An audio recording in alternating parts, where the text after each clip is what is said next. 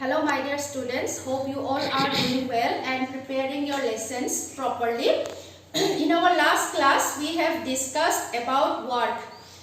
So today let us discuss about the second part from the chapter work and energy. Today we will be discussing energy. Okay. So energy is a very common term to us, isn't it? The work that we have discussed in our last class. Do you ever think that if we have no energy, we cannot do any work, isn't it? So in order to do any work, we need what? We need energy. If you look at some machines also, they need what? They need various fuels like petrol, diesel to perform the work. Because when we use those fuels, the machines possess the energy to do the work, isn't it? Take the example of suppose a nail, okay? A nail, okay? Nail, iron nail. So if you want to insert the iron nail on the wall, what do we need? We need a hammer, isn't it? But not only just the hammer can put the nail inside the wall. What we need to do? We need to apply what? Force to that through that hammer to the nail. How we do that? We raise the hammer a little bit so that the force puts on the iron nail gets enough energy so that the nail can go inside the wall, isn't it? So all these are due to the energy possessed. Okay. So if we want to define energy, how we can define? Energy is the energy possessed by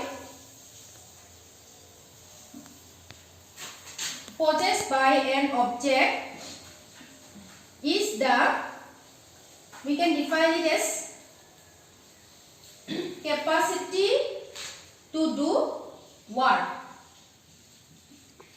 Okay. Energy possessed by an object is the capacity or the ability of the object to do any work is called the energy. Now, when we apply force or apply when the object will have the energy to do any work, that means it will apply the force to the next object, and as a result what happens? That object will do some work, isn't it? That means the object which will do the work will lose its energy. Okay, it will lose its energy. The object that will do the work will lose energy. Okay, and on which work is done, that will gain the energy. It will gain the energy. That means energy is transferred. Okay, and that means what? When we apply force in order to do something, in order to do any work, the energy is transferred from the object that will do the work to the object on which the work is done. Okay, so energy means what? The capacity or the ability to do the work. Now, since energy and work similar only, isn't it? So the SI unit is also same, joule. Joule. We need energy to do the work. That means they are same, inseparable. So their SI unit is also same, that is joule. So we express energy in terms of joule. Also we express work in terms of joule only. And there are some higher units. Suppose the kilojoule, okay, or gigajoule. Many higher units you will get. Okay, of the energy. So now the energy that we are discussing, there are various types of energy. Depending on the type of work, there are various types of energy. Suppose a very common is the we get wind energy, isn't it? From the wind through the windmill. So wind energy is also a type of energy. Then also very common is the or very important topic is that nuclear energy, isn't it? Nuclear energy. Nuclear energy. We get it from the radioactive elements present on our earth. Nuclear energy. Also there can be heat energy. Heat energy. Okay, heat energy we get it from the sun. The sun provides us heat energy. Also light energy. Light energy. That also we can get it from the sun. Then comes suppose the electrical energy. Electrical energy. Electrical energy from the electricity provides us electrical energy. Also mechanical energy. In the mechanical energy is the total of the potential energy. Potential energy and kinetic energy. Okay. So when we sum up the potential energy and kinetic energy, we get it as mechanical energy. And students, we are discussing only mechanical energy in this chapter. Okay. So let us discuss the mechanical energy. That means kinetic and potential energy one by one. First, we are discussing kinetic energy. We know that any moving object possesses energy, and that energy is the kinetic energy. So kinetic energy we can define it as the energy possessed by the or due to the motion of the object. Okay, kinetic energy we can define as energy possessed due to the motion of the object. Movement, due to the movement of the object. Suppose take an example of a rolling stone. Okay. If the stone is just lying on a place, it will not possess kinetic energy. It will possess potential energy. But when the stone will roll, then it possesses kinetic energy. That is due to the motion of the object. Then a coconut falling from a tree.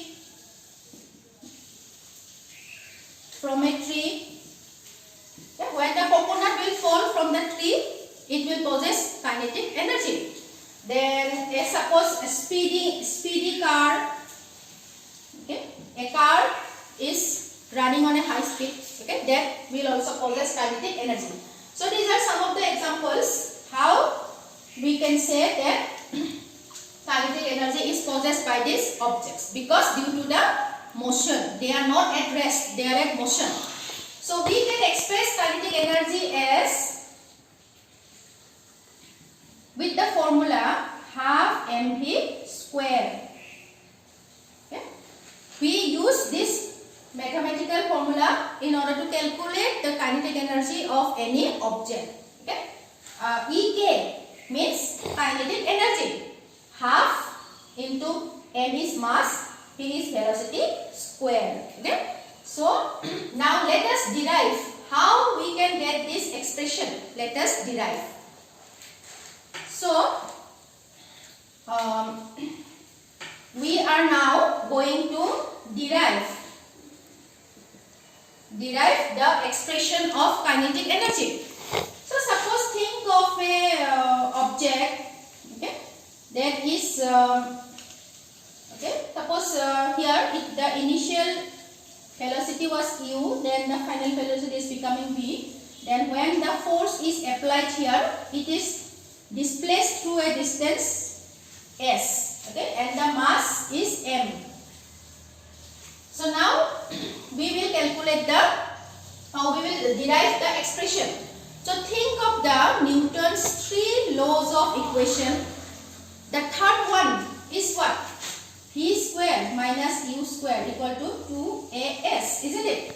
Do you remember, students? V is the final velocity, u is initial velocity, a is acceleration, s is the distance. So from here, if you write S this side, you will get E like this. Okay. Now we know what work done is what? Force into displacement. In our last class we have discussed that work done W is force into S displacement. So now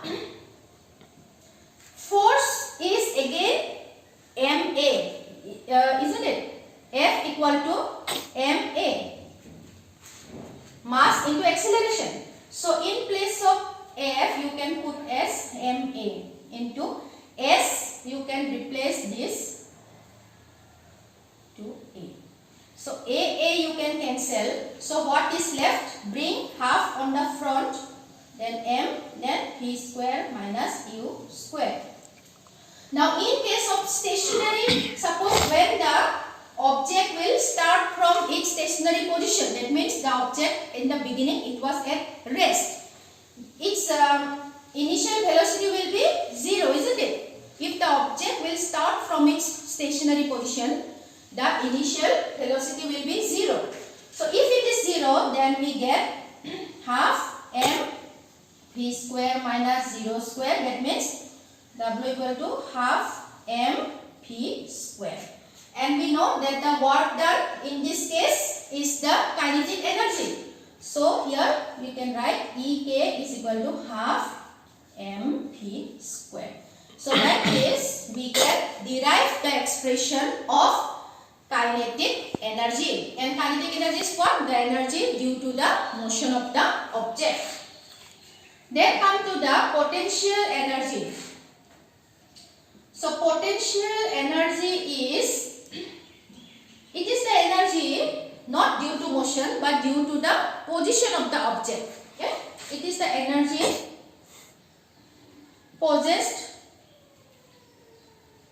by virtue of its position of the object. When the object will be at rest, it will also possess some energy, or that means some energy is stored in the object. So that energy is called potential energy, and it is due to the position of the object but not due to the motion. So potential energy also we can express as mgh. EP means potential energy. M is the mass, G is the gravitational acceleration, and H is the height of the object. So this one also, this mathematical expression also we can derive. Okay. Suppose think of a suppose box. Okay. Suppose this is the ground level. Okay, ground level. Suppose a box of mass m. Okay. If you want to lift it up, suppose to a height h. Okay. We want to lift the box to a height h against the gravity. Some work has to be done, isn't it? So that is the potential energy.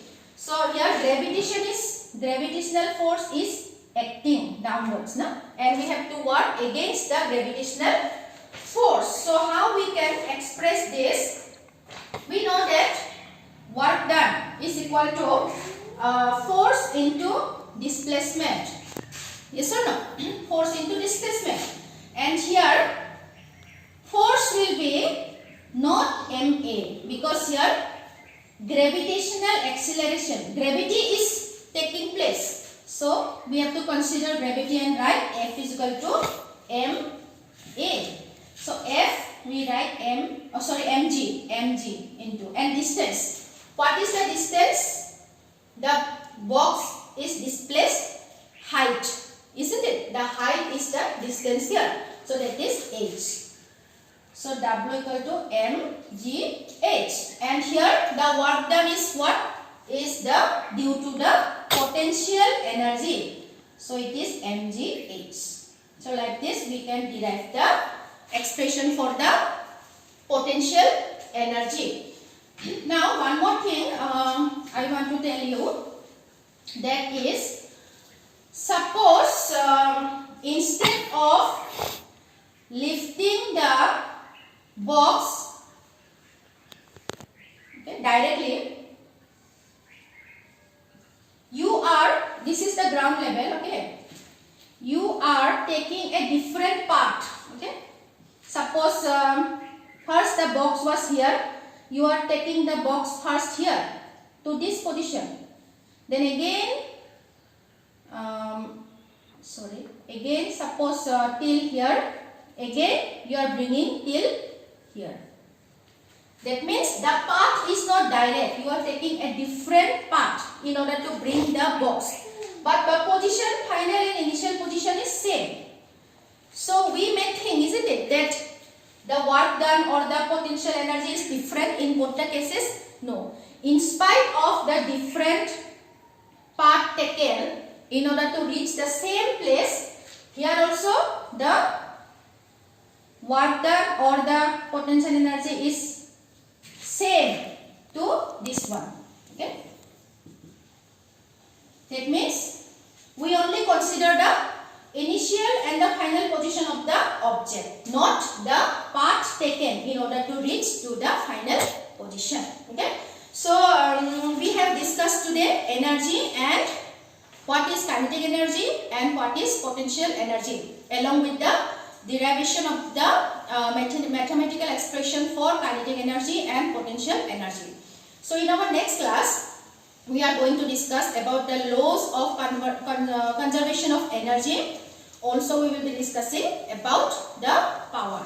Till then, prepare your lessons properly and read properly all the lessons at home. Thank you.